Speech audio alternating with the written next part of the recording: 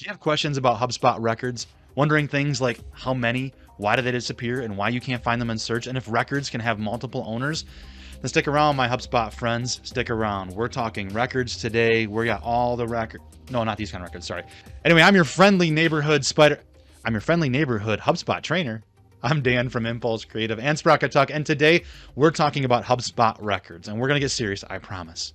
Now, if you spent any time in HubSpot at all, you've engaged with a record. But for folks who are wondering, what is a HubSpot record? Simply put, creating records in HubSpot enables your team to record and retrieve information on your business relationships and processes, maintaining consistency across your entire organization. Now, once created, you can store information on a contact, a company, a deal, a ticket, or even a custom object by interacting with, you guessed it, their record. By the way, if you get value out of today's video, please make sure to give it a like to help others find it. Hit that subscribe so you get these delivered to you, and hit the bell as well for instant notifications in the future of fresh content. Back to 4 frequently asked questions about records. Let's go.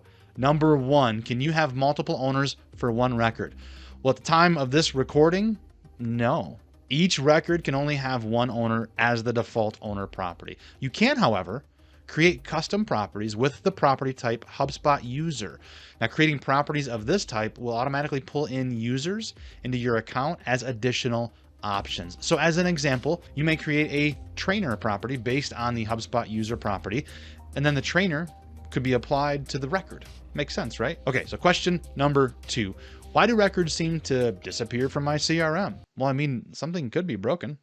It happens to all of us. But if everything is working the way it should, a few possible situations on why some records may not appear include: A, your current view includes filters.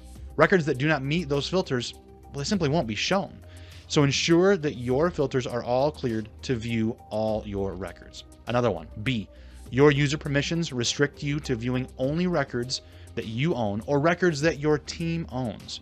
Now, if you'd like to view all records, contact your Billy for appropriate permissions, or whoever the person is the admin. It doesn't have to be Billy. It could be Sally. It could be anybody. It could be, I don't know. It could be anybody. They're in charge of your permissions. Have them change that for you. Okay. Question number 3. Why can't I find a record when I search from the dashboard?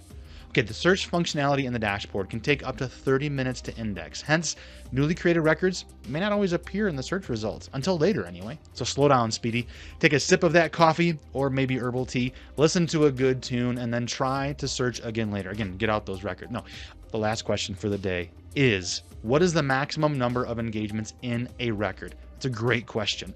So the maximum number of engagements is 10,000 per record. You could walk 10,000 miles. No, wait, that's a different song. Anyway, engagements are tasks. They're calls, notes, emails, and meetings that get added to the record. Now, those can add up really quickly if you're a growing business, and that's awesome. Now, any further engagements will still be created. They just won't be associated with the record, and therefore will not appear in the record's timeline or the activity feed. So if you want to learn more about HubSpot service limits, though, check out the link in the description below, and that'll get you there. Okay, quick question for you as you're watching. What confuses you about HubSpot? Or maybe what tool do you wish you knew how to use better? Let us know in those comments below and we will engage. I promise you that. So once again, if you get value out of today's video, make sure you give it a like to share it with others. Hit that subscribe for yourself and hit that bell as well for the instant notifications in the future with fresh content. And make sure you head over to Impulse Creative or Sprocket Talk, the websites, for more valuable resources to help your business achieve smarter growth. And always make sure you're growing too with courses just like this. And of course, take time to do some happy HubSpotting along the way. Cheers.